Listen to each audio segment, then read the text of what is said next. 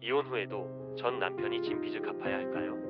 오늘은 실제 있었던 사건을 바탕으로 이야기해 보겠습니다. 주인공은 결혼 5년 차에 이혼을 한 김미정 씨입니다.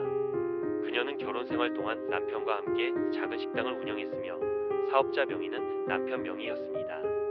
그런데 이 식당이 코로나 여파로 운영이 어려워졌고 결국 남편은 사업 대출 7천만 원을 받았습니다.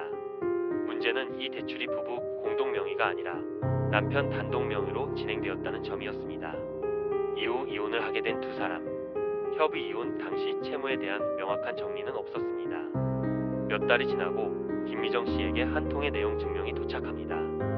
바로 남편이 갚지 못한 대출금 중 일부를 채권자가 김미정 씨에게 청구하고 있었던 것입니다.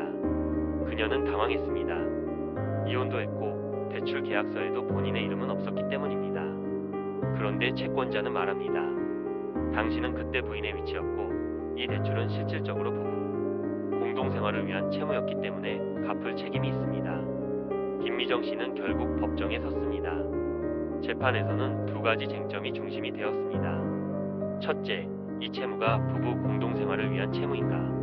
둘째, 이혼 후에도 그 책임이 남아있는가? 채권자는 이 식당이 부부의 생활 기반이었고 김미정 씨도 운영에 일부 관여했으며 수익으로 생활비를 썼다는 점을 강조했습니다. 반면 김미정 씨는 대출 당시 아무런 동의도 하지 않았고 서류상 자신은 아무런 책임이 없으며 이혼 당시 재산 분할 협의서에 채무 분담 내용이 없었다는 점을 강조했습니다. 법원의 판단은 어땠을까요? 결론적으로 법원은 김미정 씨의 손을 들어주었습니다. 재판부는 이 채무는 남편 단독 명의로 이루어졌고 김미정 씨가 명시적으로 이를 승인하거나 연대 보증하지 않았으며 이혼 후에도 별도로 책임을 분담하기로 정하지 않았기 때문에 이 빚에 대한 책임은 전 남편에게 있다고 판단했습니다.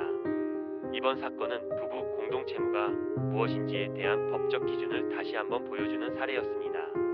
단지 부부였다는 이유만으로 상대방의 모든 빚에 책임을 져야 하는 것은 아닙니다. 핵심은 다음 세 가지입니다. 첫째, 계약서에 이름이 있는가? 둘째, 채무가 공동생활 목적이었는가? 셋째, 이혼 시 채무에 대한 명확한 정리가 있었는가? 이 세 가지가 없다면 상대방의 빚을 무조건 떠안을 이유는 없습니다. 이혼은 감정의 마무리일 뿐 아니라 금전의 정리이기도 합니다. 부부가 함께 살아온 시간만큼 함께 떠안아야 할 책임도 정리가 필요합니다. 하지만 명확한 서류 없이 당연이라는 말은 법정에선 통하지 않습니다. 법을 알고 돈을 지키는 채널 법돈 일기였습니다.